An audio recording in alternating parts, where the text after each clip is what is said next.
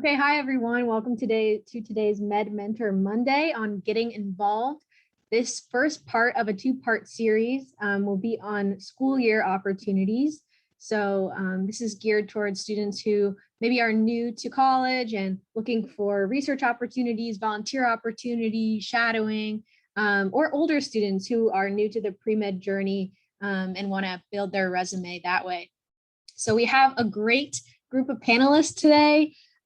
Which they'll introduce themselves shortly, but just some ground rules. Please post any questions to the Q&A rather than the chat, and check out the event agenda linked below and in the chat for important links about peer advising and where you can find more resources from Med Mentors. So we'll get started by having everyone introduce themselves. Let's start with Manny. Just say your name, your year, where you're from, and maybe where you went to undergrad. Sure. So my name is Manny. I went to undergraduate at UC San Diego. I think I graduated back in 2016. I'm originally from the Bay Area. All right, Candice. Hi, I'm Candice. I'm an MS1. I went to undergrad at Berkeley. And Matthew.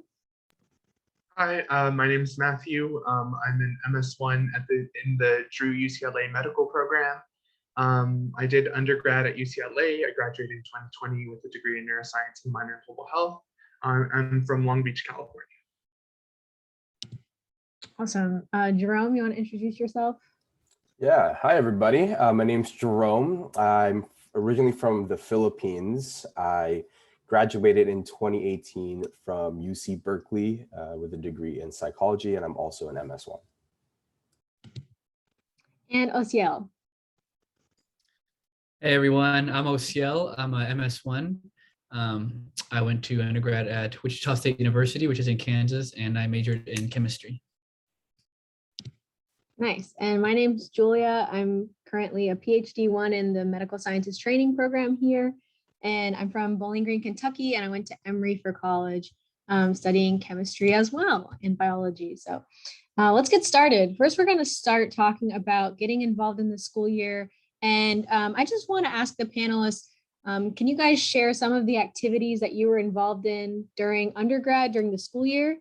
And then we'll kind of go into some more details about how you managed all of that. So anyone can start. Yeah, I can start. When I was in undergrad, I did a lot of research. I'm also in the medical science training program, same as Julia. And so part of that means that I do love my research and I did a lot of it. And so that started with the lab on campus, eventually went to a lab at a different UC campus. And that took up a lot of time. We'll talk about balance later. But on top of that, I also was in a pre-med club. I volunteered at a free clinic, and I also helped with rescue dogs. So not all my things were necessarily medicine related.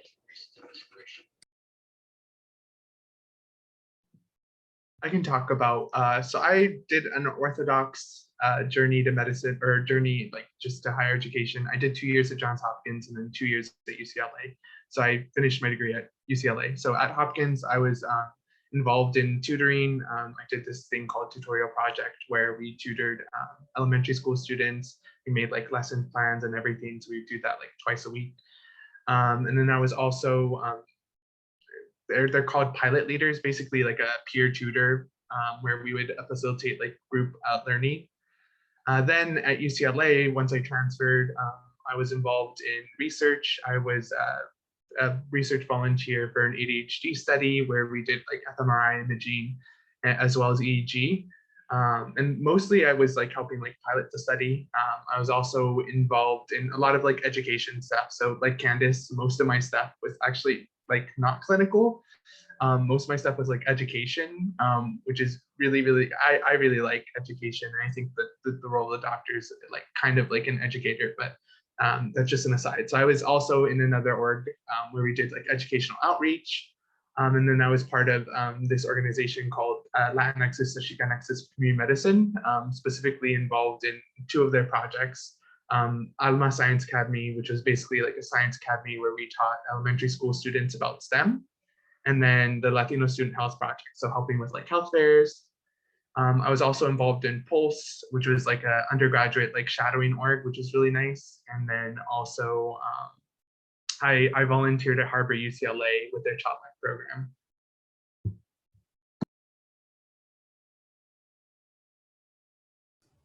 All right, I guess I'll go next. So during my undergrad, I actually wasn't very involved in a lot of pre-med activities until the tail end of my undergrad career. I was involved in my social fraternity for all 4 years. I did a little bit of student government as well, and I was involved in the Filipino Student Association over at Berkeley. I was also a resident assistant for 3 years. And I worked in the student orientation, the new student orientation program for 3 years. So I did a lot of employment there too. And then towards the tail end, I did volunteering with local middle schools with science programs that they had going on. And then I did research at UCSF for 2 years, but only one of them was in undergrad. I carried that over into one of my gap years. And yeah, I had other extracurricular things, more like hobbies. I spent a lot of time doing stand-up comedy, which I always include in there because it was a big part of my application and things that do stand out. But we'll talk about more about the pre-med experiences in a little bit. Yeah. And I can go next. So yeah, I was kind of involved in some of that stuff as well. I was also involved in my social fraternity for 4 years, and I was just a general member at large in the beginning, and then later on, I started taking on more executive positions once I kind of got like the gist of how everything flows. I also did a community service club, and that was like a really good opportunity for me to kind of like network in the community and find different community service opportunities. I also worked at a free clinic as a Spanish interpreter and a medical scribe. Kind of towards the end of my college education, I became part of the pre-med club, and I was a secretary in that association. I also did research on my last year, and throughout my undergrad, I worked as an ER scribe and also as a behavioral health technician in the Army. And in my gap year, I worked at DaVita Dialysis. Hi, so actually I also worked as a behavioral technician with children with autism spectrum disorders for the year before I came to medical school. Prior to that, I did a lot of work with MRI imaging, specifically diffusion sensor imaging. So I worked like in a lab that studied like the neurobiology of addiction. I started off doing undergraduate research and that kind of progressed to completing a master's degree. I helped found, so I volunteered as part of a group called No One Left Behind. And their goal was to help Afghani interpreters migrating to the United States to find work. So I helped founded like a program to help them get jobs. And then I also was the chief operating officer of a group called Get a Cane. And essentially what we do is like go to hospitals and retirement homes and collect like mobility aid devices. So like power scooters and wheelchairs and things like that. And then I would go and deliver them to the community, to people who needed them. Wow, I'm so impressed by everyone's involvement. I mean, everyone had a laundry list of things they were doing. And so even my question, as someone who also did a lot of things in college, is like, how did you guys manage that? How did you also succeed in classes? And, do you have any tips for staying organized and avoiding burnout? So just in the spirit of full disclosure, in the beginning, like freshman, sophomore year, I definitely did not handle it well. I was doing a lot of these extracurricular activities, but I wasn't doing enough in terms of studying and spending time studying or like figuring out how to study. And so I definitely struggled with that for like a good 2-3 years. And then it wasn't until like junior year, I was like, okay, I need to figure out what I'm doing wrong. I need to go to talk to professors. I need to do all these things.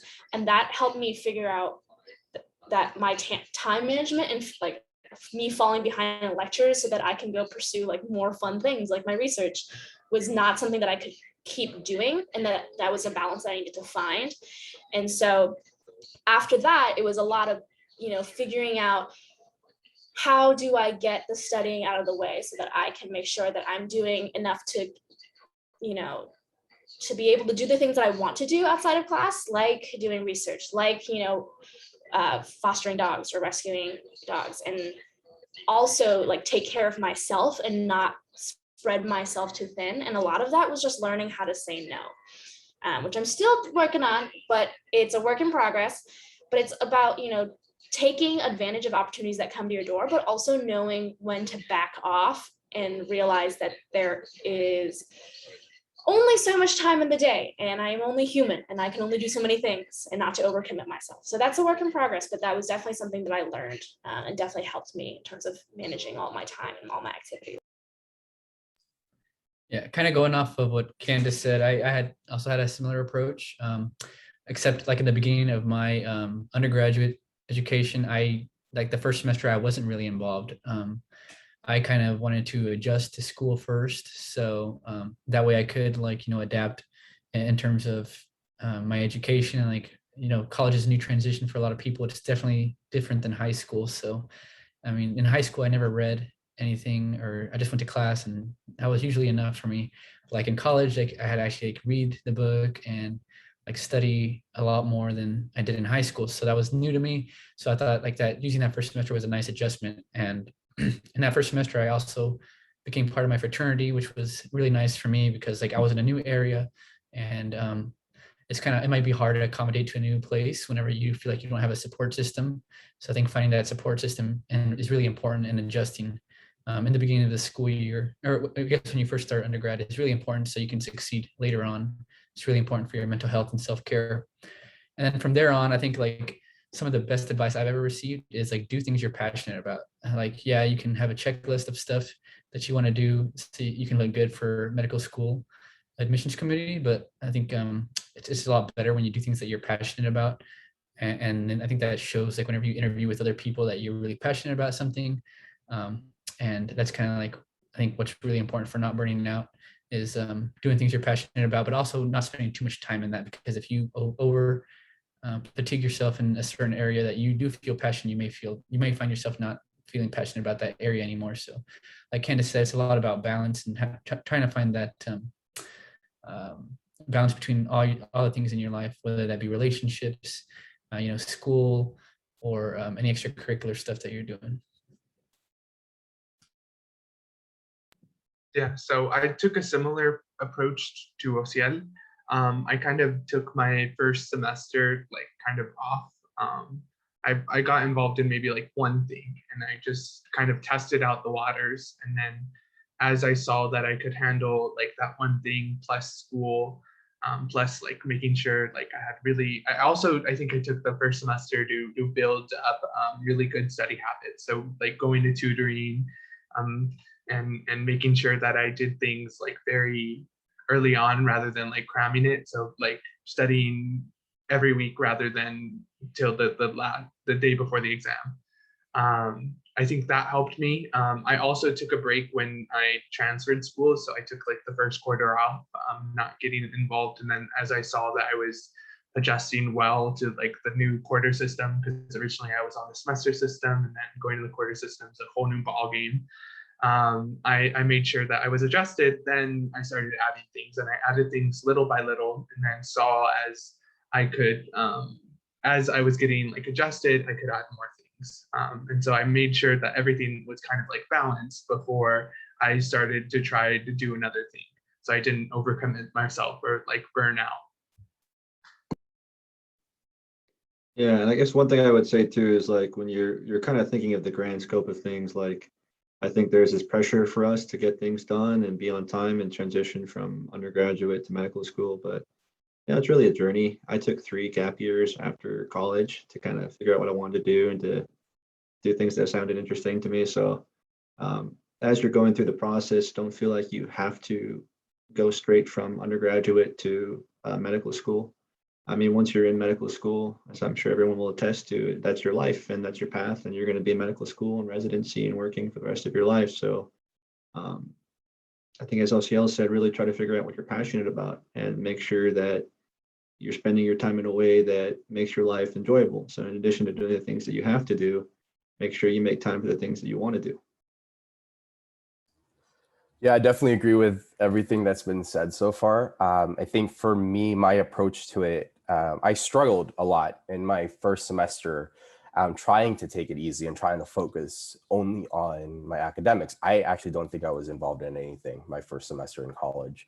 But I actually did the opposite, where I took on more units the next semester, but I also got involved in extracurriculars. So for me, the balance was finding extracurriculars that I wanted to do. As soon as I started doing stand-up again, which is why I mentioned it, it was a non-clinical extracurricular, but it also just kept me level. It's something that I really enjoyed. I was truly passionate about it.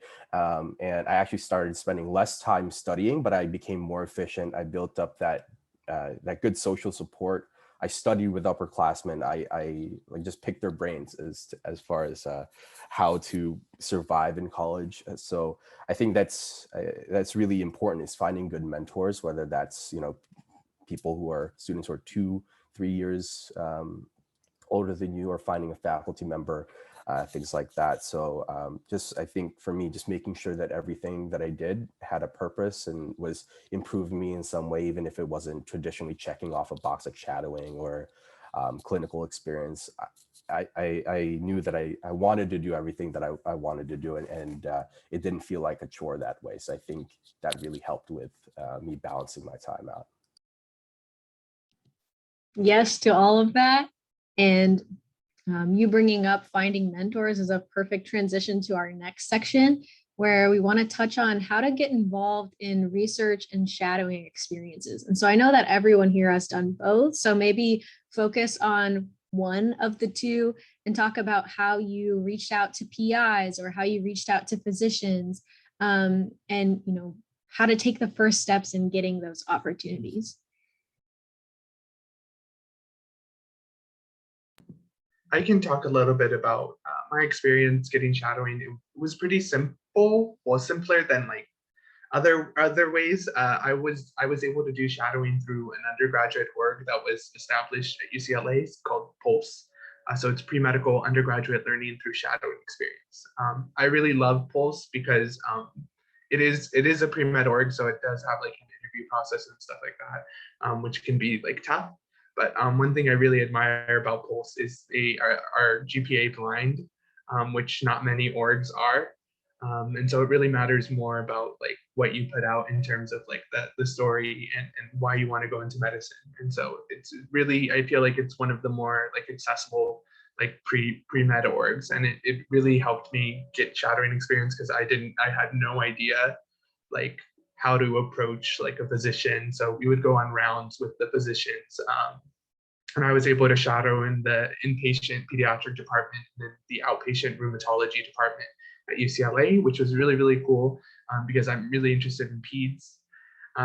Also, one way that I specifically like found this opportunity was actually through this app called Mi Mentor, MEmentor. It's an app. It's a free app. It's basically kind of like a networking app for like a pre-meds. And it's super duper helpful. They host events, kind of like Med Mentors, like almost every month. And they do really great stuff. So definitely check them out. Again, they're free and they have a lot of resources. So definitely check them out.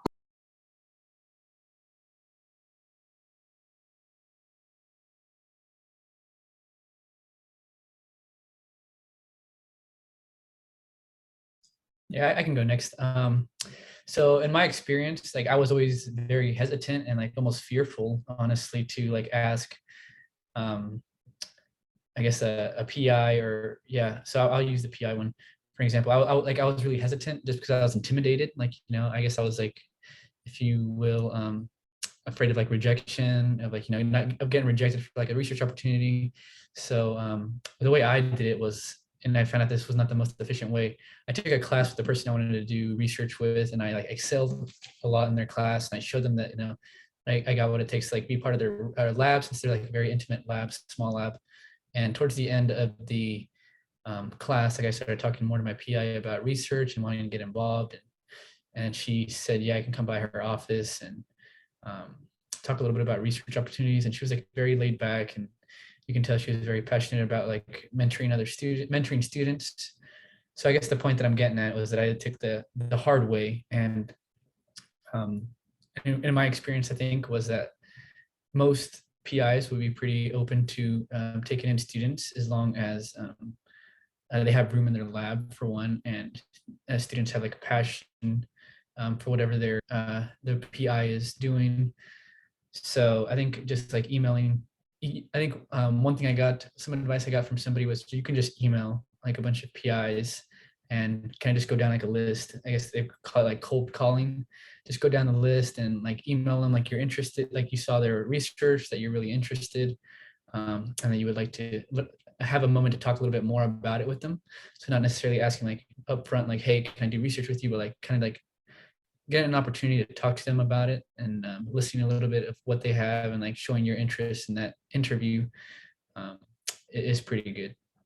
So that's what I would, if I were to go back again, I would just probably do it earlier, because I didn't start research in my senior year, and I thought it was like a pretty good experience. I think a lot of people also think that you need to have like take all these classes. And I had a freshman in my biochem class, and he didn't know that much about biochem, but he was still in my research lab.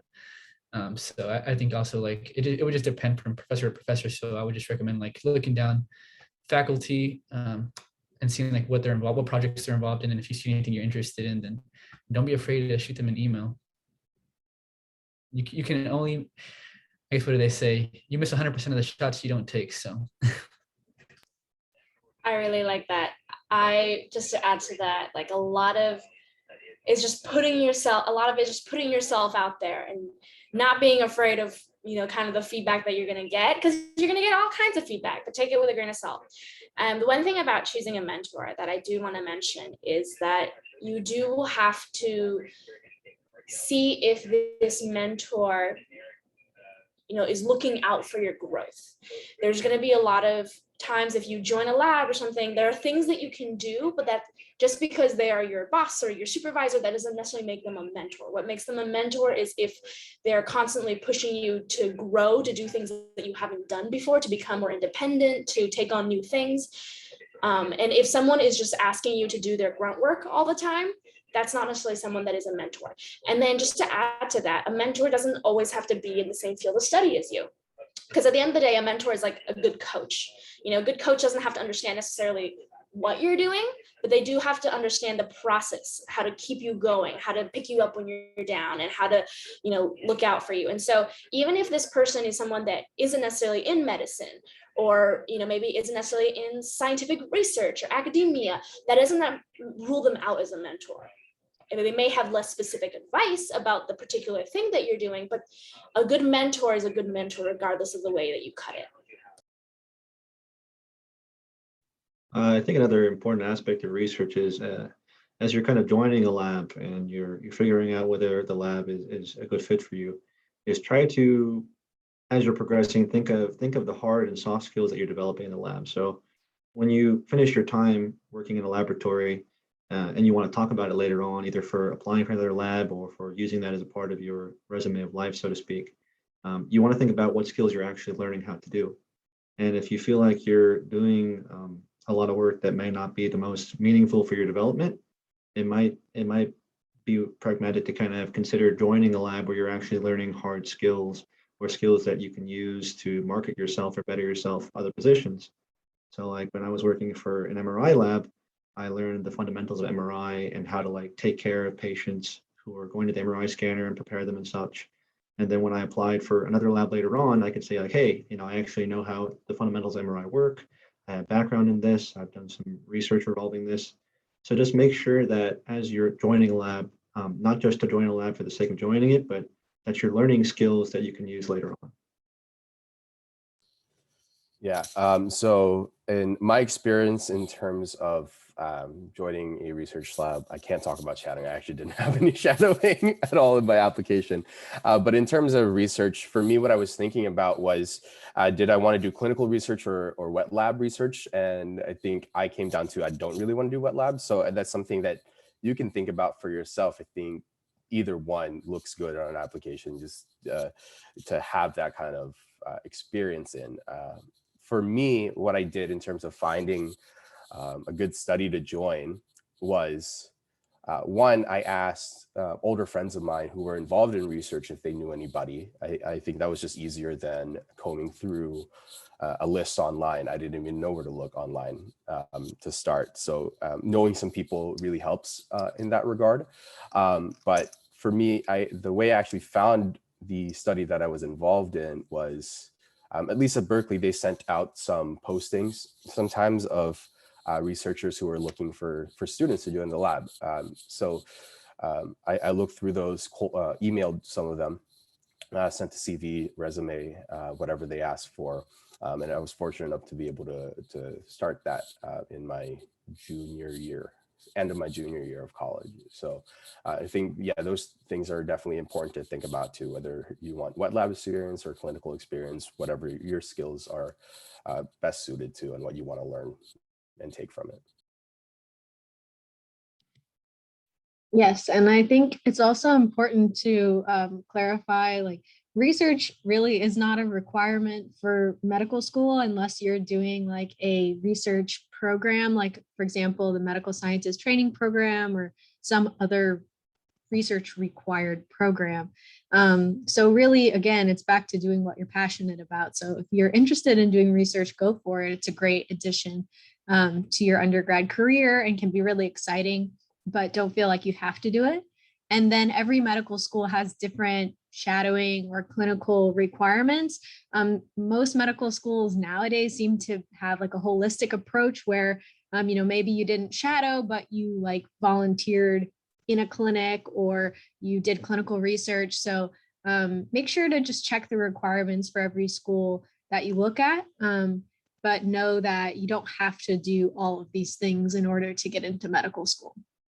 All right, so next we want to transition into talking about other clubs, other volunteering that's like not medical or science related necessarily.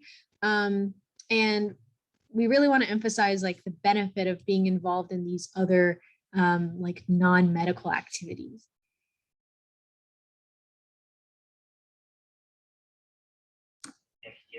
I guess I can start off because I mentioned something earlier. So like volunteering with a dog rescue, totally unrelated to medicine. But I think a lot of times these hobbies and things that you do outside of class, if it gives you joy, then it means something. It means something to your application. It means something to the people reading your application. For me, it probably showed, I don't know, compassion and that I had hobbies and I had interests and I wasn't just this person that read books and recited facts all the time. I think on top of that, just, other things that you do, is it that you like, for a while I taught yoga, right? It's a very different thing. It's still something that I put my time into, but it also meant like committing to something, following through, being able to reach out, understand others. And so I think especially when you're pursuing things that don't necessarily have a direct relation to medicine, remember that medicine and human health is kind of intertwined with everything that we do.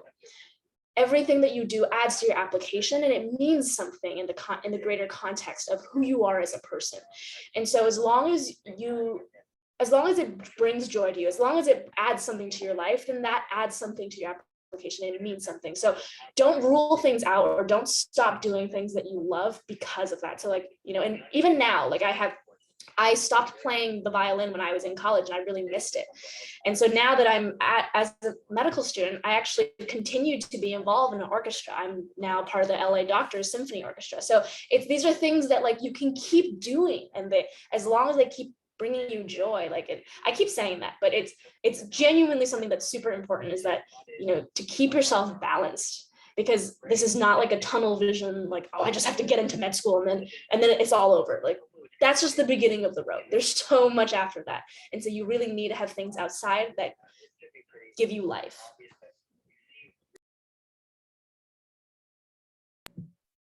Yeah, for me, my most meaningful activity that I did was Alma. So it's Aspire, Learn, Mentor, Achieve. And it was a science academy that we did with elementary school students in Santa Ana, California. For those of you who don't know, Santa Ana, California is a predominantly Latino community. And I am a first generation college graduate, which for me, that's the reason why I've always been passionate about education, educational equity. And so in this science academy, we would go every Saturday to teach STEM to elementary school students, and we would teach them using hands-on projects. And even though it wasn't necessarily, some of the things were medically related, we did have a biomedical science component to it. But we also had engineering components. So I was learning how to code, and I'm not an engineer at all. And I was learning how to code a little light so it turns on and turns off, and it turns on faster, it turns on slower. But it was really cool because I got to see these kids light up with excitement because they were learning something new. And I think those are the things that the non-medical related stuff is important, because you gain things from them, like Candice was saying. There's the humanistic side of medicine. For me, I think that the biggest thing that I learned was just being able to learn how to teach kids. And kids are really great because they ask the questions that you don't even think of. I remember in one of my sessions, I was asked, or someone was asked, I think this was when I was still a volunteer, so I wasn't a presenter. And so someone asked about brain cancer and why brain cancer was a thing, because neurons don't replicate. And that was such a high level question. I didn't even know the answer to. So it was really nice getting to see them be curious and being able to be the teacher to them. And so even though it wasn't medically related, it was still very impactful and a big part of my application. I talked about it in all my interviews. So I think for me, the way I thought about non-medically related extracurriculars is that, sure, they're not directly science, but I think every activity that I did contributed to me becoming a better doctor eventually, right? There are a lot of transferable skills in many different activities that you're going to pursue, right? So for me, being part of the Filipino Student Association, I maintained my fluency. That's something that I want to carry over into my practice. I was vice president of recruitment for my fraternity. If I could have the answer in my head, but if I don't recruit a patient to my side and explain to them why this is effective, then it's kind of useless. Stand-up comedy, I better at public speaking, and sometimes a joke tanks and a whole room of people just looks at you and it's awkward. I'm good with awkward silence. So I think that's the mentality that I have when it came to just non-clinical activities, is this going to make me better? Is this something that's going to improve me in some way, shape, or form? And I think that's not just the way I thought about building an application. That's just how I think about if something is worth my time, just in general in life. So I think just figure out what your values are, figure out what you want to get out of something. And if it's not worth your time, I would say don't do it. But if it gives you enjoyment, if it gives you development, then that's something that is definitely worth doing and pursuing.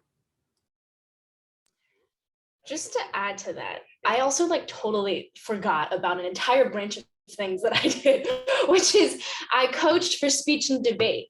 And yes, it has nothing to do with medicine, but like Jerome was saying, there's a lot of soft skills from other things that you do that can apply to medicine, right? Being able to talk to someone, being able to see their perspective, being able to convince someone of something, being able to do research.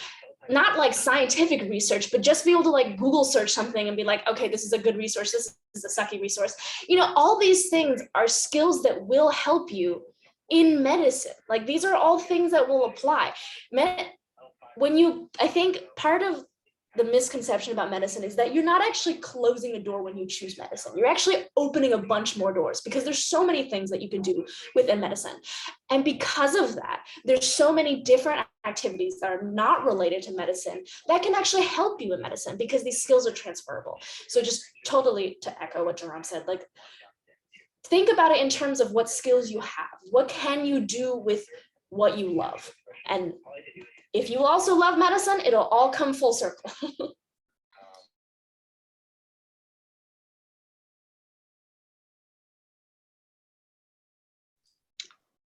Go ahead, Asio.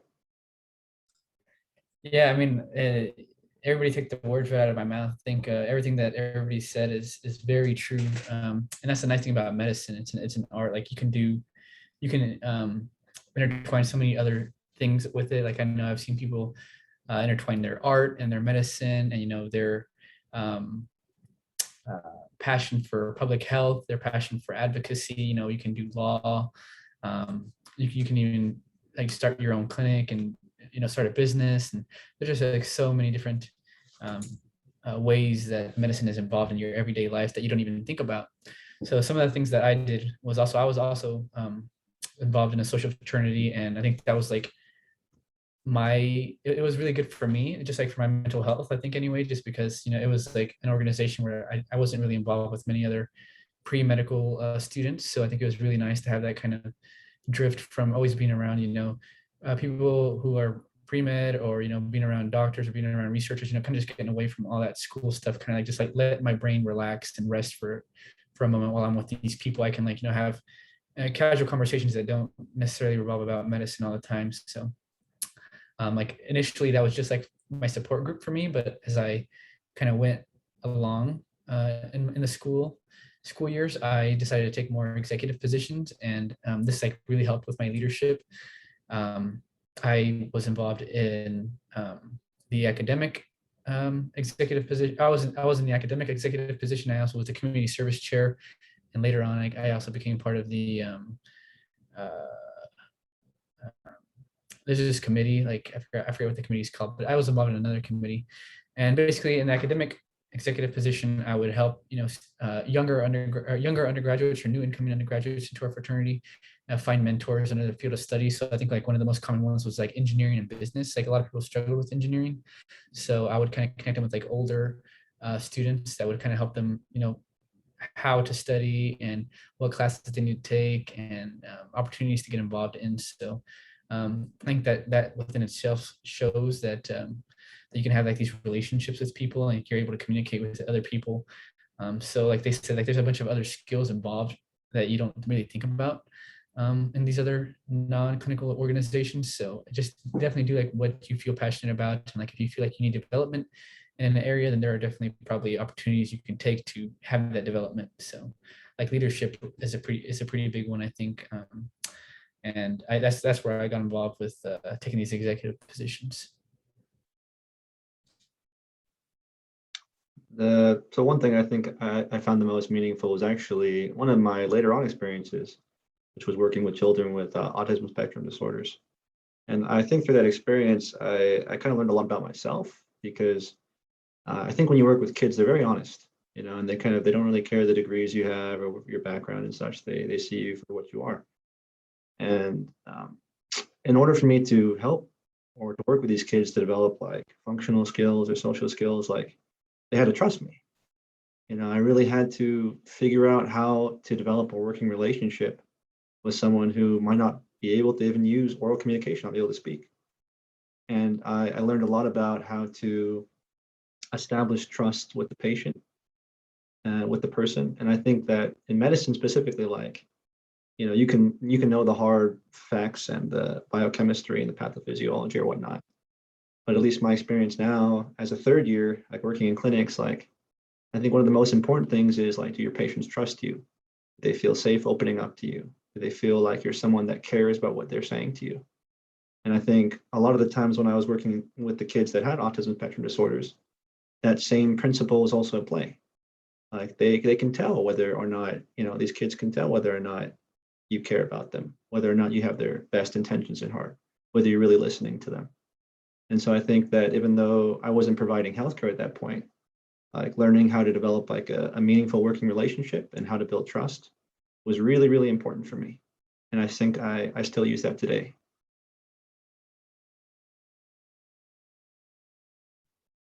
That's wonderful. Thanks everyone for sharing. I think what's important, and I guess to summarize some of the points we've made today, is just that, of course, there are some requirements for medical school, and certainly get those done. But when you can, do things you really enjoy and do things you're passionate about, because that passion will come through in your application and during your interviews. And sometimes you talk more about your random hobby that is not even related to medicine. You talk about that more in the interview than like your shadowing or your pre-med classes or whatever, because that's what makes you unique and that's what makes you exciting and an interesting applicant. So now we'll transition to our open Q&A portion. So don't be shy. If you're here, please ask questions. We did get a question submitted in advance, which was, how much clinical and research experience is enough? Which is kind of a tough question, but if anyone has advice for that. Right off the bat, I genuinely hate the wording of that because there is no such thing as enough. Every applicant is going to be different. Every person reading the application is also going to be looking for something different. There's not going to be a certain hour mark that's going to say, now you're in med school, or like you didn't hit that and now you're not. It's about what you got from the experiences. For some people, 50 hours of being in a clinic is going to be worth more than like 500 hours of doing research, like grunt work research. Those numbers don't actually mean anything, but what means more is actually what you've taken away from that experience. Is it that you've learned how difficult it is to confront like implicit bias and racism within a clinical setting? Is it that you learn that you have trouble saying no to people like I did and ended up spreading myself too thin, but now I know how to confront problems like that. But that's going to be useful regardless of like medicine or not medicine, or whatever it might be. And on top of that, it's like, who are you as a person and what did you learn from the experiences that you've had? A lot of people come in with a variety of experiences. It's not the number of hours that they put into it that necessarily means something, because usually the reason they look at the hours is they want to see your commitment to something. It's a commitment to how much time you're spending, whether you find that thing valuable. But if you don't take away anything from that, if you're just sitting there and you're like pipetting A into B and you do that for 600 hours, that's really not as valuable as having this really intensive conversation with this one patient that you connected over and you were able to change their viewpoint about taking insulin for diabetes. Those are the things that matter. And so if I can answer that question in any way, shape, or form, it's that don't try to aim for certain hours. Try to aim for experiences. Try to aim for things that you can take away. And if you happen to get a bunch of hours for that, good for you. But if you don't reach a certain number of hours, so what? Your application is supposed to represent who you are as a person, not how efficiently you can use time in a day.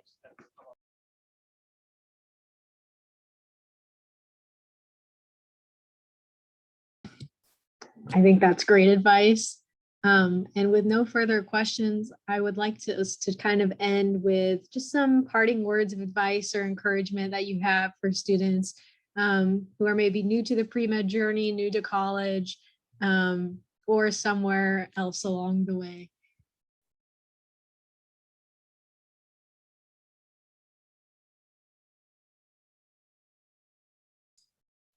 So I think for me, also being a first generation student, that I didn't have any guidance coming into college. So I think one of the hardest things for me was navigating college, and also how to navigate being a pre-medical student. So I think for me personally, one thing I would do is I would find a mentor.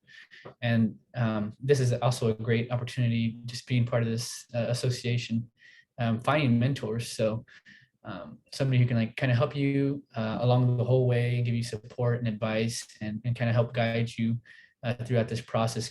because it's very difficult. It can be very difficult, and just having somebody who's experienced and done some of this stuff already is very nice to have, and will just make everything a lot smoother. So with that being said, if any of you have any questions or are looking for any help or guidance, then I'm more than willing to help. So I will drop my email in the chat, and feel free to email me if you have any questions. One thing I also say, to kind of speaking to doing things that you're passionate about, that I think we talked about this session, is, find a group you're interested in, find a club you're interested in, and kind of form your social network, because that'll be like your life raft when you're going through college. Like, I think when I was feeling really burnt out or sad or kind of down, being able to reach out to my friends and kind of get a change of mindset and do something else other than study, it helped me dramatically. So if you feel like you're struggling, or if you feel like you're not where you want to be mentally or emotionally, spiritually, what have you, really make sure that you have a community of friends and people, whether that's through church or club or whatnot, and reach out to them when you need it. Don't stay quiet, say something. I think advice I would give, similar to UCLA, I'm a first generation college graduate. I think the biggest piece of advice I always give is, like, don't be afraid to ask for help. I feel like as a first gen college student, I was very, very afraid to go to office hours or attend, ask people for help. But it wasn't until I started asking for help that I started to get more opportunities. I started to get more help. And it really, really helped me a lot. So I'm gonna put my email in the chat, so feel free to reach out. I also have this little pre-med IG that I do, so feel free to follow that if you want to. It's super cute. I highly recommend it. I will add to that and totally back what Matt said. Ask for help. I spent the first 2 years just floundering in massive pre-med reader classes, and I was I don't know what I'm doing. And then finally I got the courage to just go email my professor, or just go talk to my professor and say hey, do you have 5-10 minutes we can meet? I'm struggling and I literally have no idea what I'm doing. And immediately, these professors stop being these weird lectury people that just kind of stand to talk at you, and they become real people that are how can I help you? This worked for some students, this didn't work for some students, this is something that I'm looking for on the exam. And suddenly they become real people that give you real advice, rather than just standing in front of a lecture hall hand waving and telling you things that you have to know. So I definitely echo that. And I think my piece of advice, I would say, this is so much easier said than done. Pull yourself out of the rat race mentality. I know it's so hard, because in a lot of these weeder classes and a lot of these pre-med required classes, it just feels like you're competing against each other. And it creates this idea that there's this perfect pre-med applicant out there who has this 4.0 GPA, does all these extracurriculars, and is amazing at all of them, and has publications and blah, blah, blah. That person does not exist. If they do exist, I've never met them. Okay. Everybody has their pitfalls. Everybody has their strong points, but stop comparing yourself to a magical human being that doesn't exist. Once you stop doing that, you'll be a lot less stressed, and then you're just focusing on yourself. Focus on what you can do to make yourself a better student. Focus on what makes you a good pre-med. Focus on what, makes you happy. And those are things that will actually help you, not just in being a pre-med, but also in life. So if you can separate yourself from this whole oh God, I gotta compete against this person, I gotta do this many hours of this thing, if you can pull yourself away from that, you will automatically feel like a happier person and probably be a better pre-med at it too. So that's probably my biggest piece of advice. And I think what I would say, biggest piece of advice would be to not make pre-med your entire identity. I think that's a really big problem in terms of it. I met a lot of people in college, and even now, where I talk to them and they say, oh, I want to go to medical school, first thing. I'm I don't want to hear that. That's not you, right? I mean, that is you. You want to do that, but there's many other things that you are as a person, right? You're a friend to somebody. You're someone's son or daughter, or you have a lot of other interests. I know you do. And if you don't, it's nice to branch out and explore those things. You know, it's okay to be goal oriented and know where you want to get to and know the steps that you need to take to get there.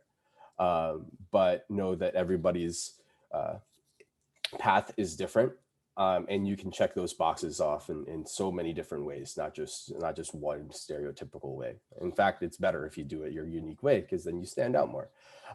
But just don't get lost in yourself. Know who you are. I think start with that. Know what your values are. Know who you are as a person. Start there, and then incorporate pre-med later.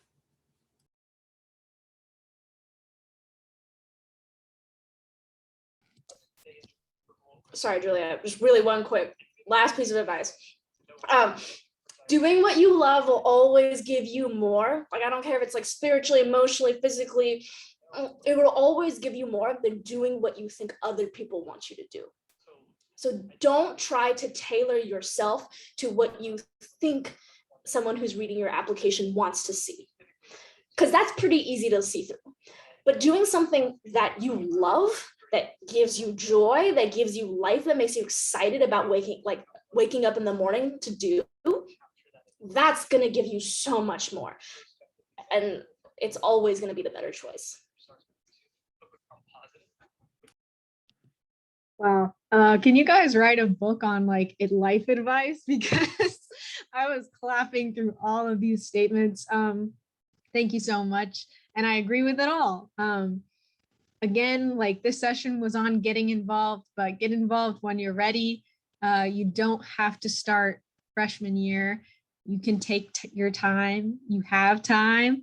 And so just follow your own path, follow your own journey, because like Candice said, there's no perfect pre-med student that you have to aspire to be. You just have to be yourself.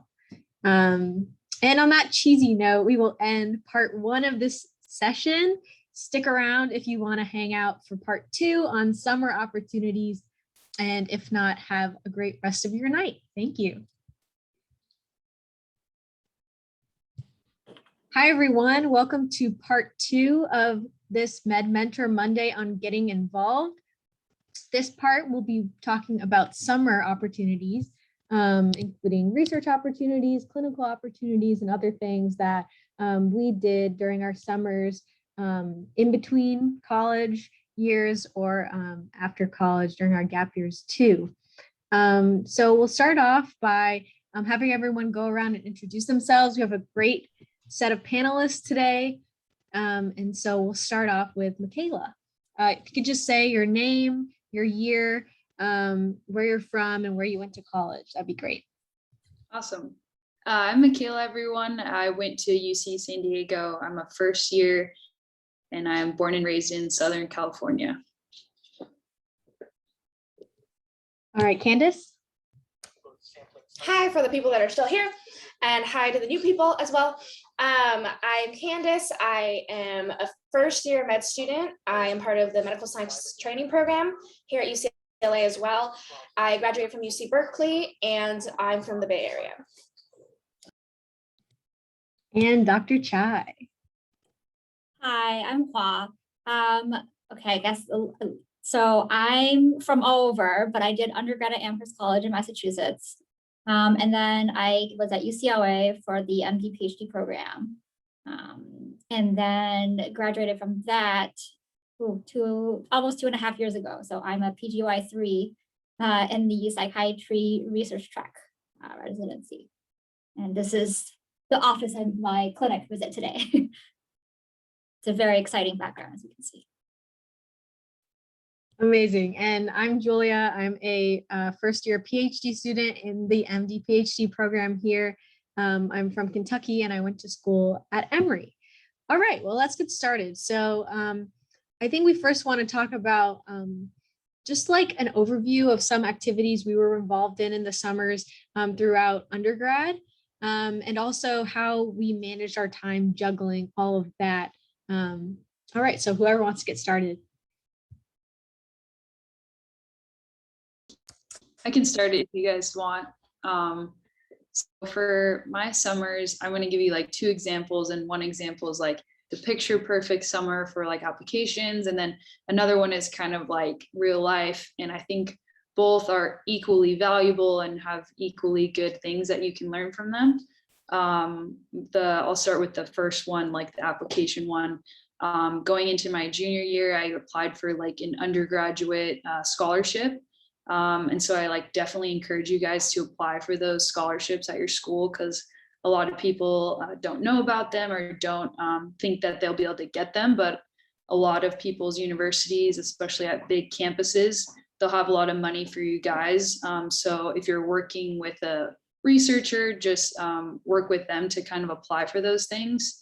And basically what I did was I just spent like 2 months from the summer, just kind of like in the lab, like for long hours. And I feel like, and any advice I can give you guys is just to like maybe chunk your time or like plan out your time, because it is definitely overwhelming to just look at your calendar and it's filled with all these different things. So you can be like, you know, for the first part of summer, I'm going to go really into research, and maybe towards the last couple of weeks, I'll do something fun. And you want to make sure that you're still like happy and having fun amidst all the things that you guys are doing.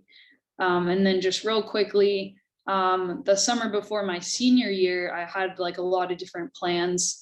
And then I ended up having a death in the family. So I will just say that, you know, things are going to happen in life, and it's okay if you ever need to like take the summer off. I mean, you guys are already doing so many things. So if you ever feel like, you know, you need to take a step back, I think that's going to just benefit you in the end. And you can even talk about that on your applications and what you learned from just kind of like taking care of yourself for a second.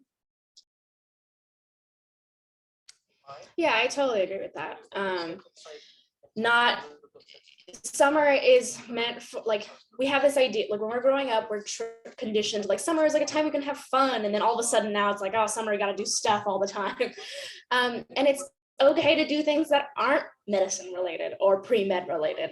I did research over the summers as well. That was always fun and that was interesting. Sometimes it was hard and grueling. But that wasn't the only thing that, you know, added to my application. I also worked part-time jobs. You know, I worked at some point at like as customer service in our school gym, but I also worked as a like sort of a passport agent, and like it was like all these different things, but they all add to your skills and your ability as a human being to connect to other people, to understand other people. And that's at the fundamental point of medicine, is that like it isn't just to sit there and prescribe medicines or like figure out what's wrong with something and fix them. It's also just being a human and being on the other side and trying to understand another person and understand what ails them and understand how you can help. And if you do anything, and even if you do nothing, there are ways that experience and gain that ability without just like doing research also.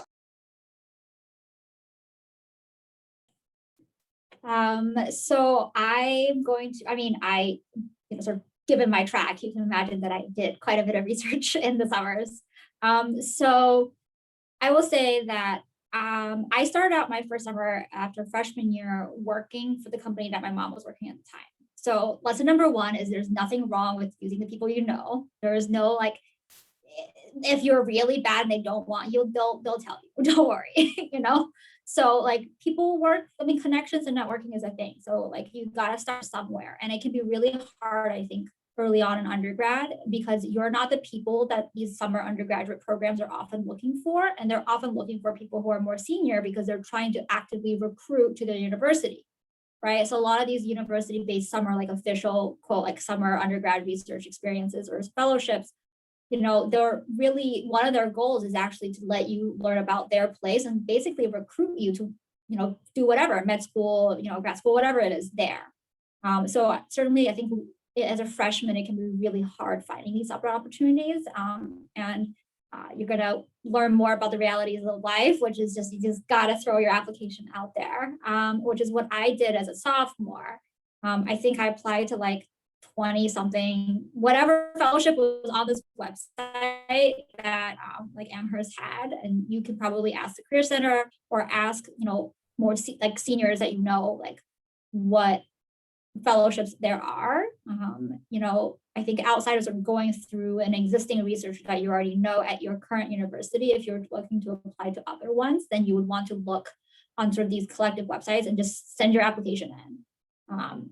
You know, the research fellowships, I think, are good for two reasons. One, they're competitive, right? Like just like the institutional ones, you're showing that something about your application, right, and about your interest or ability in research was worth selecting for, right? And by being pre-med, you've signed up for numerous reiterations of the selection process. So it does show that. And I think it's nice to be able to go to a different place and sort of see how other people do it, which I did 2 summers actually at the Mayo Clinic in Florida, which was like the first time I've ever been in Florida, the first time I ever worked for a place that was connected to a hospital. You know, I don't know if I ended up here today if I hadn't had that time, right? It's not like I went to see patients, but just having that connection changed how people talked about things and changed how people thought about things. And just the vibe of the campus was different. So I think those are probably, that's what I did. And that's sort of my, you know, looking back, my takeaway.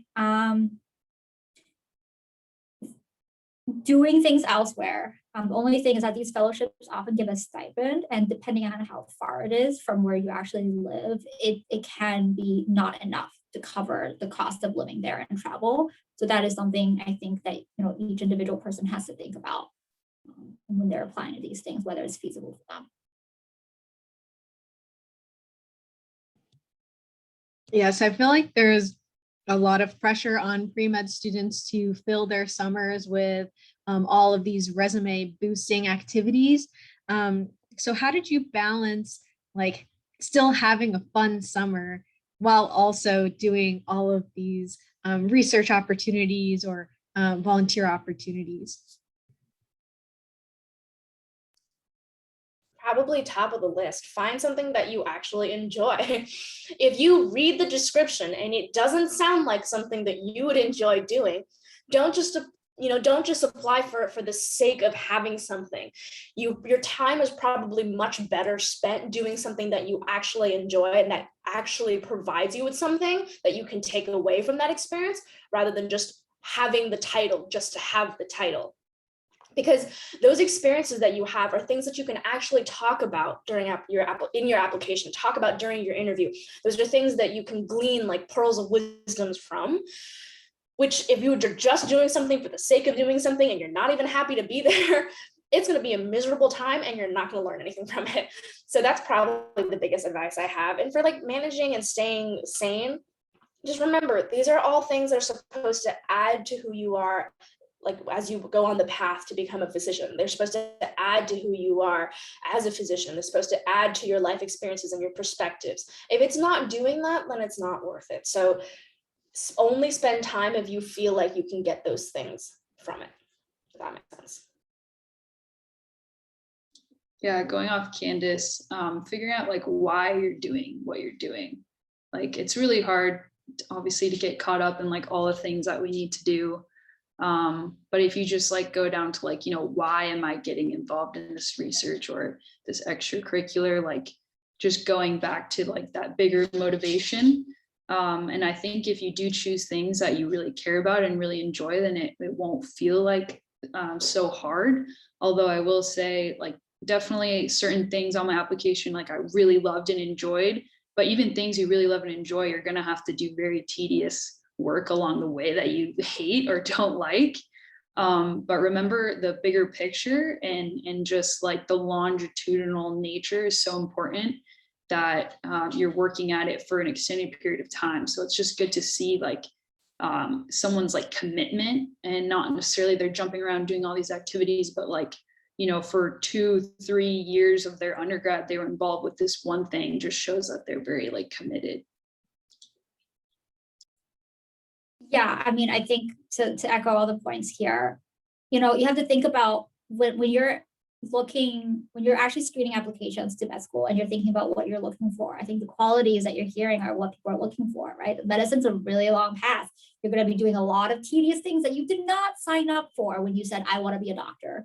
And your ability to demonstrate that you have done things like that in other settings is actually pretty important, and it shows something pretty important that the application screeners are often looking for, right? So, I mean, research is one of those avenues. I know so many people who ticked off that research box because they felt like they had to tick off box, and it shows.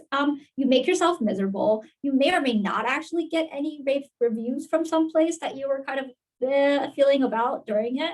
And, you know, when you talk about it, like a good interviewer is going to notice that you're not exactly like gung-ho, right? And that's the thing, is also, you don't have to be gung-ho. Let's say you try research during the year or during a summer and you're like, ooh, this is not for me. That's okay, right? And you can tell people that. It's not being like suddenly I don't care about medicine or people who do research. It's just like, I tried research and I discovered that I enjoy clinical contact more because I did then something else that shows that you have that contrast, right? So now to more concretely answer your question. So these people mentioned these summer experiences are often only like 7 weeks or so, maybe 8. So the remaining of the weeks, I highly recommend that you plan something very fun. The very fun is vegging out home, watching Netflix and playing computer or video games. That's great. If it's going on a road trip, you know, hang out with friends, that's also great. But whatever it is, right, you are going to be dedicating a part of your summer for one of these experiences, whatever you get out of it, right? So it's important that the other weeks you do plan ahead and actually, you know, really give yourself time to actually unwind from the kind of like, I think this thing that pre-meds and med students and residents all get into. I love that. Yes, summer can still be fun even when you're pre-med.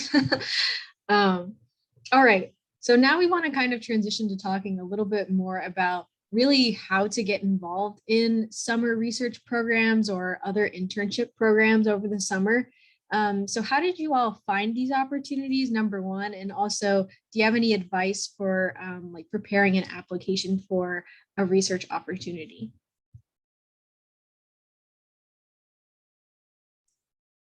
I think just to start off, for me, it was a lot of cold emailing. It was a lot of putting myself out there and being like, this is all I got. I remember starting freshman year and being like, I have no skills whatsoever, but please take me. And a lot of it was just saying like, this is my current knowledge of what you're doing. I'm interested in what you're doing, and I'm happy to learn, and I'm willing to do what it takes. Because that's kind of sometimes where you have to start out when you don't have a lot of like wet lab skills, for example. That's kind of where you have to start. But cold emailing is also an obstacle in and of itself. It feels like this big mountain where you're just sending out like, please somebody adopt me into like the nether, you know, into the ether. And you may hear nothing back from a lot of people. You may hear a bunch of rejections. I got a bunch of rejections, but with each rejection, it was kind of like, okay, I understand a little bit more about what would make me a better applicant, right? Like some people would say, yeah, you don't have enough experience in this field. And I would understand like, okay, so to do research in this field, I need computational knowledge, and I don't have that. Maybe that's something that I can look into. Or, you know, they would tell me that, okay, you don't really know how to use a pipette. That's problematic. And I'd be like, okay, that's something that I need to improve in myself. Sometimes they would also give you like advice or not advice, but they would give you feedback that's not really useful. So I would say take it with a grain of salt. You know, not everything that they tell you is going to be exactly what you need to do to make yourself a better applicant. But it's a good place to start if you don't know where to start. But eventually there will be someone who takes a chance on you. And there will be someone who sees potential in you and sees that you're excited about the work that they're doing and is happy to take you along for the ride. And that you only need one of those people to take you into their fold. And then once you're in, you're in. Now you've got the skills. Now you've got, you know, you can do wet lab, and slowly you'll start building your scientific research skills. And those are all things you can use for the rest of your life, regardless if you stay in that lab or you switch to a different lab. But the biggest part is getting in. And so sometimes it involves cold emailing like 60 people, and it sucks and it feels bad, but really you just need that one person to be like, sure, come check us out. I'd be happy to have you. And that's all you really need. I'm similar to Candice. I definitely emailed a lot of different people. And I would say like my 2 words of wisdom is to like make it personal. Like, no, I don't think any research, like imagine they're getting all these emails from students And I feel like the ones that might stand out are the ones like where it seems like they may have read the paper or they have like a personal connection. And even if you don't like really, I didn't exactly know like the papers that the PI was writing, but it was about decision making, and I saw she had a book on her desk that I had read. So I like making that connection. And then also I think like with our generation, we like doing things online, but if you can go in person and introduce yourself and like face to face, and like it just shows you're taking the time out of your day to like meet this person, and it's like really they really just care about like the effort. So I think those two things really help. And then to answer like finding those summer opportunities, I would say like for me, I was really helpful for me to talk to like the biology department and then like read through those emails that they would send, because usually at different schools, like whatever department you're in, they might send out emails about different opportunities. You can talk to your professors and like just stay active, and even like Google search helps too. But yeah. I guess I've already answered part of this question in my initial introduction, which is about the applying for the like more formal programs. But I agree that to be competitive for those, you need to have gotten your foot in somewhere, because people who are trying to get those, you know, they're not the ones with zero research experience are not the ones being selected, right? And that first one is the hardest. So I think everything everybody said here, right? You know, starting on campus, I think probably if you guys were here for part one of the talk, like starting during the year is actually easier, right? Because then you can be like, let me just get my feet wet. Do I even like this kind of lab? Do I like these people? You know, does this lab PI make me want to run out the door screaming? I probably don't want to dedicate a full summer to being like supposedly tutored or mentored by them. So by the time you get to the summer, hopefully you're able to use some of these, right? Where even if you're like, I don't know if I want to work with the current lab, you know, you may have gotten a little bit more exposure to other people in the lab, that department in general. There may be other people that you like now know the existence of at UCLA that you might want to email, right? Or walk to their office if they're in their office, right? So I think that's the only thing, is if you do that, you may need to be ready to like literally show up and the door be closed, because who knows, maybe the PI is zooming from home. But I think those are the ways to start. Amherst is very small compared to UCLA, and you know, I think in a large university, it's a lot harder to use your professional connections, because you're like in social science pre-med classes, you're one of like hundreds, let's say at a minimum, of people. But you know, things are like, if there's any, you know, lab sections or more like breakout sort of ways in which there's smaller groups, those are ways in which you can connect. A lot of the TAs are grad students in labs, so they may be working in labs that are looking for people. So, you know, they're one way you can also ask if you're, you know, if you feel like that's something that you would be interested in, the work that they're doing, right? Yeah, I agree. And for me, in addition to cold emailing, lots of cold emailing, I mean, Google search was super helpful. When I was really just first starting out, I'd Google, you know, paid summer research opportunities, and there's different fellowships and scholarships you can apply for. And UCLA also has its own like funded summer programs, including the undergraduate research scholars program, as well as the undergraduate research fellowship program. So definitely look into that. But like many of us said, it's a lot easier to get those connections. Maybe when you meet a professor, or you meet a grad student TA, or you start research during the school year, and then you can continue that into the summer.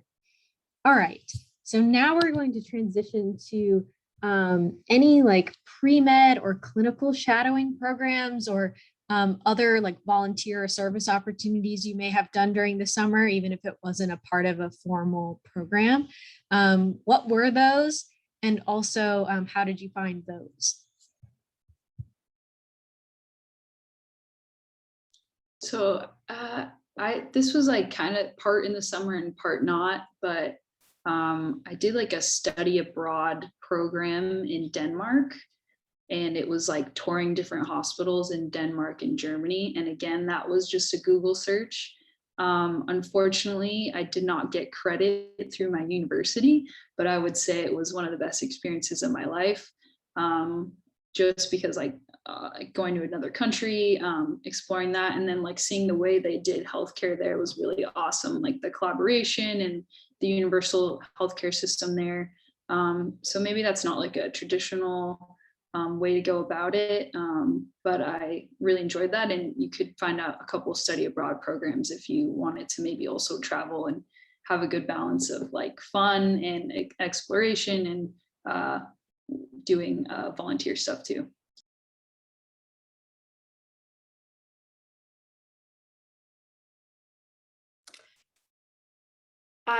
Again, bunch of cold emailing. But also, if you find something interesting that one of your professors is doing, feel free to reach out to them, because they're always looking for more people in their lab and more people to help. And if so, that's something that you can extend on into the summer, that's also really good. Being able to, someone asked about this earlier, but being able to stay in the same lab is often really rewarding, because you can kind of see the progression of research. The summer is not a very long time, actually, when it comes to research. So there's not much that you can get done. And so if there's an opportunity, like maybe if you had a great, like if you are able to get one of these scholarships and you're able to work in a lab, or if you go through one of the programs through UCLA and you're able to start in a lab over the summer, a lot of times just asking them like, hey, can I keep working on what I'm working on? That's a really good way to maintain connections, but also to expand your horizons, because being able to see a project through is such an important skill. Like not just like starting, stopping, and then running away, but being able to stick to it, even though it's really difficult, is also really a good skill. And then something about what Michaela's saying is that trying to get credit for what you're doing is also really important. This is something I forgot to mention earlier, and this just popped up in my head, but if you're able to talk about it, great. If you're able to get credit for it, even better. And this is really important when you're working in a lab and you're doing, let's say, like a lot of grunt work. The research can't happen without what you're doing. And so you should definitely get credit for what you're doing. Don't just say like, because I'm doing grunt work, whatever, because you do want to be able to show what you did. You want to be able to show for like all the hours that you put in, or all those things. So whether it's, being able to put your name on a publication, or being able to present at like a small poster conference within your, your undergrad department, any of that is good. But being able to show like, hey, these are the really cool things that I'm doing is amazing and is so worth it, and is going to serve you so much better down the line. So I did very little clinical stuff as a pre-med. To the point where I think I remember one of the interviewers was like, oh, if you're one of our PhD applicants, I'd take you right now. And I was like, so that's not an actual helpful thing to hear, because I'm not. So that means you're not taking me, right? Anyways, so I think I went through Amherst. So I would say I was in a small college. There was no like attached medical facility, no attached hospital like UCLA. So there was no way for me to like try to do anything local. So I literally like flipped our alumni book. Back then it was a physical book, and I was like, who has an MD and is in Boston, where my family were, and I could just reach out to them. So I emailed like a bunch of people. I think I might have actually called some of them too, like cold call back then. And then eventually there were two physicians. One was like an anesthesiologist, and one was I think actually now looking back, either a psychiatrist or maybe even a psychologist, I'm not even sure, but somebody working in the pediatric oncology department. So like pretty two different things. And I shadowed those two people each for like a week, which really was like 2 days each week, But so my experience were very limited, but I also have physicians in the family, so like what you're trying to, once again, if you're thinking about there's things to do. One is just figuring out, what do you want to do, right? Part of doing these experiences is trying to figure out things like, do I like research? Do I want to do research? Do I like patients? Do I want to talk to patients? Right? There are, specialties that are not as much talking to patients, let's say, right? But like this is part of you trying to figure out, like, do I even want to do this track, right? Because I will say that I feel like a decent amount of pre-med sort of get sucked into the pre-med path, and they don't necessarily necessarily haven't spent the time actually like figuring out, do I actually want to do this? And part of that is doing the shadowing, right? Is being like, what does a doctor actually do all day, right? And maybe once you see how much time we spend typing in the EMR, you're not going to be so, sorry, electronic medical record, you're not going to be so excited. You're going to be like, oh, so this is, the ratio is really off, right? Like, but you don't know that necessarily until you've actually had that experience where you've been in those settings, right? And that's, I think, what should be the goal of these experiences, is really trying to figure out, what is this job like that I'm actually, working my butt off all the time trying to get into, right? And is it what I actually want to do? And you may never know, quote, for sure, and you may change your mind down the line, but then you'll know at least that you thought about that, right? When you made this decision to stick with being a pre-med and to do this track until you decide otherwise. So I think, I've seen med students involved in the outpatient clinics I'm in, and sometimes they start on the research side and then they use that on the clinics, right? If it's like there's a research project going on, it's a clinical project, and then they use that because you're going to meet a lot of doctors, and then you're going to be like, hey, can I shadow one of you in the clinic or in the hospital? And that could be a really good way for the undergrads to get exposure. Like, I can think of at least 3 different people that are basically have done some version of that. It's a lot. I would say that I don't know, like at UCLA, if you can just like cold email like attendings and be like, hey, I want to shadow you, because it doesn't actually work like that. Because of all the hospital privacy rules, there's like a lot of training and hoops to jump through to be able to get clinical exposure. So usually I actually think if you're in this session and thinking about research, that one of the ways is actually to do like a more clinical research project and get to know physicians that way, and then try to figure out if the clinic can sort of get you in on the patient care side.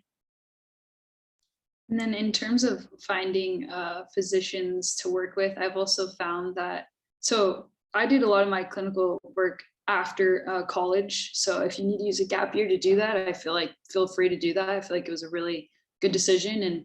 And like we were talking about, you like really get to see what it's actually like instead of like the romanticized version that you may have in your head. So I forgot where I was going with that. Okay, so if you go to like, on Facebook, there's these PA groups, and there's also like the pre-med group. And sorry, that's my dog. I went on the PA page, and a lot of the pre-PAs, they have to do clinical work hours to like apply for their application. So a lot of private practices will post on there looking for scribes or looking for medical assistants. And since they're private practice, they don't have to deal with like the big hospital at UCLA. So a lot of times you can apply like with a resume and say that you're interested in medicine. And then usually they'll train you on the spot, and you'll literally be like working with patients like full on, like, and you can ask the physician for like how much that you want to do. One of the physicians that I worked with, like, let me take the history every single time and present to him. And like, that was just incredible experience, and it's really paid off in medical school now. So I feel like if you want to take a year and just like work with a doctor and like do like an actual 9-to-5 job, then you're gonna like see what it's really like.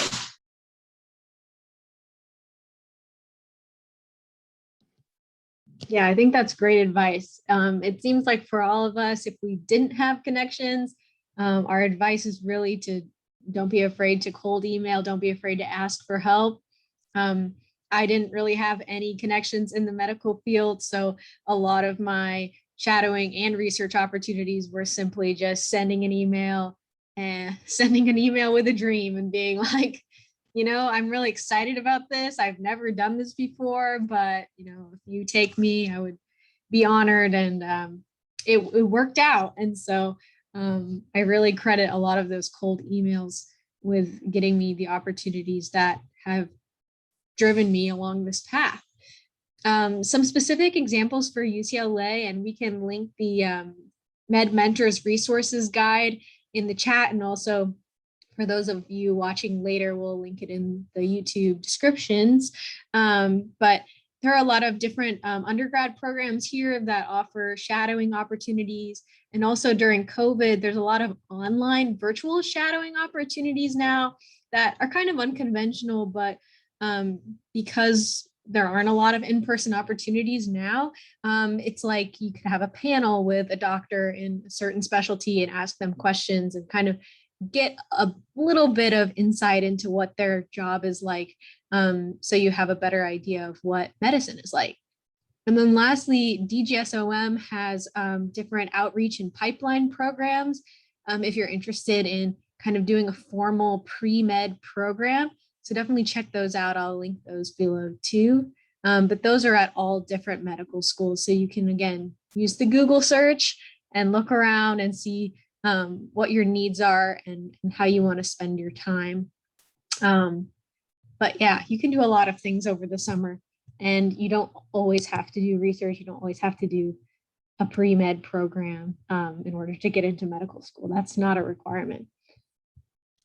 Just to add really quick to that, I also didn't have any really good connections into medicine. I don't have any doctors in the family. I didn't know anybody who had doctors in the family. And honestly, I just reached out to my doctors. I had to get surgery when I was in high school, and I talked to my surgeon and I was like, I'm actually really interested in medicine. Please explain to me all the things that you're doing to me, because I'm very curious. And then I eventually, obviously he operated on me, and I was like, this is really cool. I would love to know more. And he was like, hey, do you want to come in and shadow me in my clinic?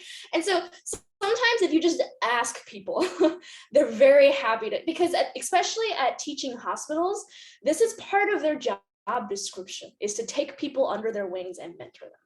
And so especially if you're at an institution like UCLA that has a teaching hospital, like, it's amazing that you can just go and ask people and just say, like, hey, you're my doctor. I'm super into this. This is what I want to do in the future. Is there something that I can do where I can get more exposure?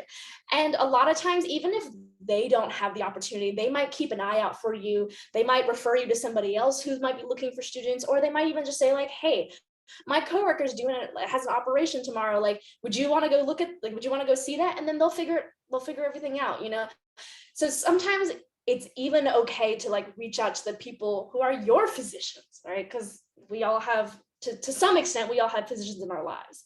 So that's also a viable option if you don't necessarily have connections into the medical field directly.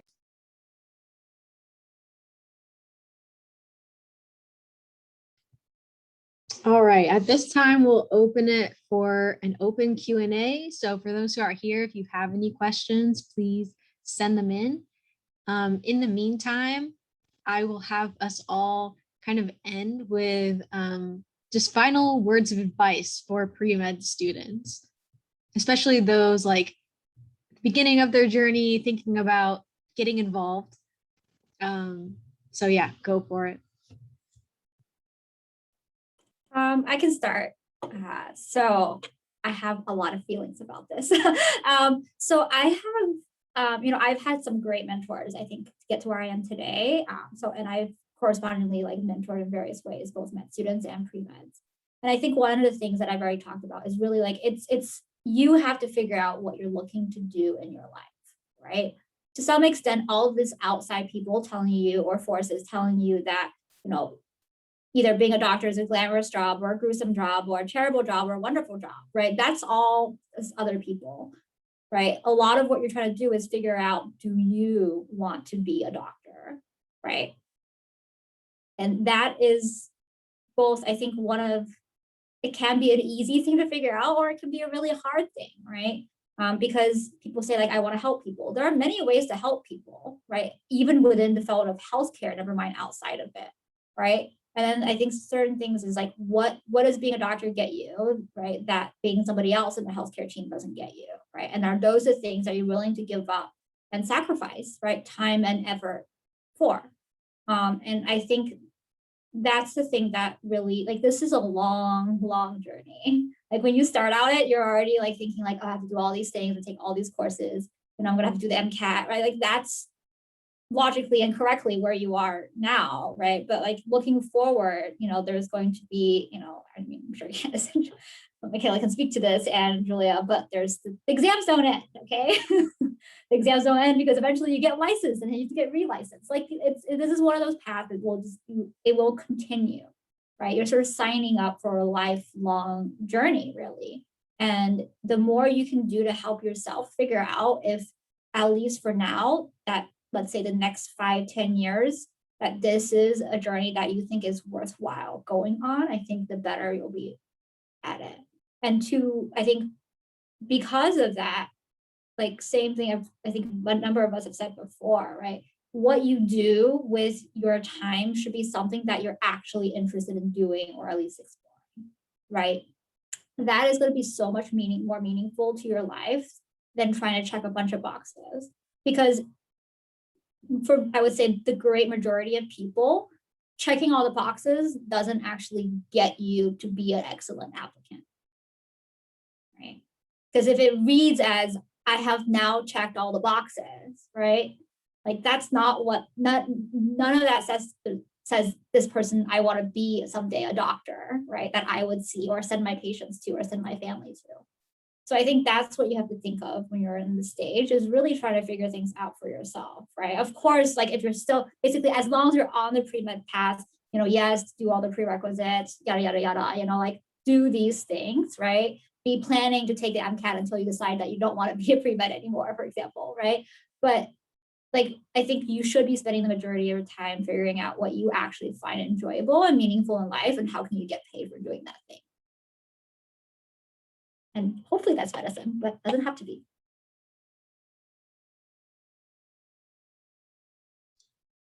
For me, this was a really good question. So I'm going to throw it back to my 5th grade math teacher. And I was taking her class, and I didn't think that I was smart enough to be in her honors math class. And I failed the first test. And she brought me to her, and I was like, I'm just going to quit. I can't do this. And she was like, Michaela, math is like playing the piano. You're not just going to walk up to the piano and be good at the piano. And we practiced like every week. And then I ended up like doing well in the class. And every step of the way, you're going to feel like how I felt in the 5th grade math class. You're going to feel like I'm not good enough for this. Like, especially like a lot of us we don't come from families of physicians. Like we may feel like we can't do this. And you just have to remember, like, I'm not just going to sit down and play Mozart. Like it's going to take time and effort. And like we were saying, it's really about the journey. So don't do something because you think you can't, or because you think you're not the kind of person that would be good at it. I thought that I was too bubbly and like friendly to do research. And then I was like, what was I thinking? Like, if you want to do it, just do it. And like, you're going to figure it out, and you'll build the confidence when you keep trying and putting yourself out there. I love the advice that everyone has given already. It's all very good advice. I think my biggest thing is stay true to yourself. Stay true to what makes you happy, and that'll always guide you to the right path. If you feel like you want to help people, like Dr. Chai said, there's a lot of ways to help people. So what draws you to medicine? Why is it that you want to be a physician? Why is that the way that you want to help people? And if that's a question that you can answer, you're already way ahead of everybody else. Because I think that a lot of people are still figuring that out. Because it means that, if you love what you're doing, this is always like a very cliche thing to say, but if you love what you're doing, you don't feel like you're working all the time, because it'll help you get through those moments when you do feel like you're working all the time.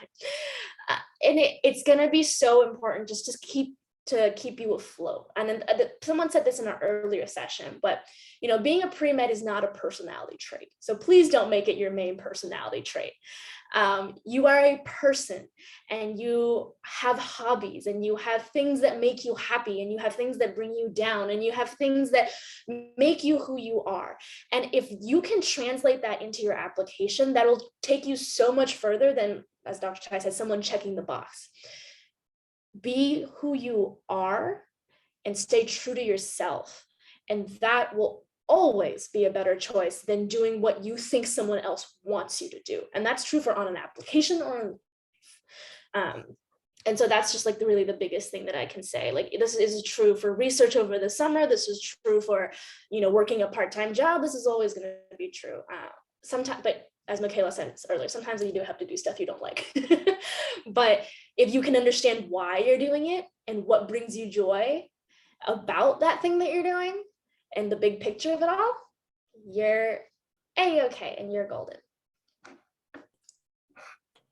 Yeah, and I think some people may have the thought of, what if being true to myself like doesn't fit the field, right? I think, first of all, imposter syndrome is a feeling you may continue to have in the future. But if you really feel like being your true self is like, nobody is going to want you to be X. I mean, it's hard to be harsh, but if that's actually turns out to be true, then you may not want to be X, whatever that is, right? Because if the entire field that you're trying to enter is like, we don't want you, the person you really are, why do you want to put yourself through that? Right? Like, I mean, medicine is large enough that I don't think that will be happening. But it's the same when people are applying to schools. They're like, I interviewed at school, but I'm afraid to show any of my personality, because what if they don't like me? And I'm like, well, if you show none of your personality and they like you, and then you go there, are you gonna not be you for the remainder of your time there? Right. So it's a similar kind of logic, is, like, I'm fairly energetic, enthusiastic person. So I don't bring 100 of that to interviews, because it will probably scare people off. But I remember even at the beginning of residency interview, like I started probably at like 20% of myself, 25%. By the end, it was like 80. So, I can understand you want to like filter, right? You're trying to put your best foot forward, but like, it's okay to like still like put some of your real self out there, because that's actually a really good sense of like, am I going to have lasting satisfaction and happiness from whatever it is that you're thinking you're going to do, right? Is the person that I am a good fit, right, for the thing I'm trying to do? Just to add to that, medicine is a super diverse field. There's a lot of different places for different people to be. So if you don't fit necessarily in one field, you can fit in another field. If you got your MD and you decide that you don't really want to see patients, you can still do research. There's a lot of things you can do on this path. It's not necessarily closing your door to anything else. It's actually opening a bunch more doors. So yes, and advocacy. And so there's so many things that you can do with this degree, so it's okay to not necessarily be sure that like this is exactly the way that I'm going to present myself and this is what I'm going to do with it, but definitely still stay true to yourself because that's not good. It's much less likely that you are going to change yourself to fit something than finding something that fits you, if that makes sense. And then I think one last thing I wanted to say was just to mention again that everyone has like some level of imposter syndrome. So don't feel like, oh, everyone's got it down and it's just me. That's it. Everyone struggles with that. Like even being in med school, sometimes I'm like, why am I here? And that's okay. Because if medicine ends up being for you, you can stray as far as from the path as you want, but you'll somehow always end up circling back. And if you keep doing that enough times, you'll realize that like, hey, I think this is what I want to do for the rest of my life. And that's usually a pretty rewarding feeling if you can get there. So don't be afraid to stray either. Like follow what you like doing. And if it leads you back to medicine, perfect. You've done it. You found your calling. You're done it, and if it doesn't lead you back to medicine, that's not the end of the world. There's so many other ways you can help people. It doesn't always have to have an MD in your name. So going off the path can also mean becoming a spin instructor, which is what I did in my gap year. Totally unrelated, but super fun. I could think of already so many ways to spin that for an interview. Exactly. Confidence, unintended. Team, inspiration.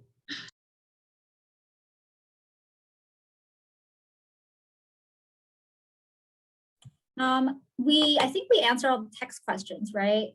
If either of these people feel like they want to have, like if the answers, sorry, there's too many. Oh, okay, never mind. It looks like we're good. Okay.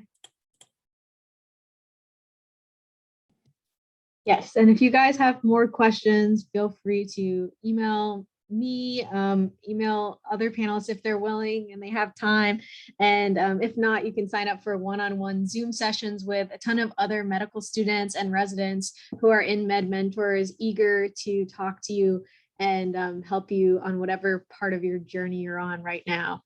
So thank you all. Thank you to our panelists for taking the time to do this tonight.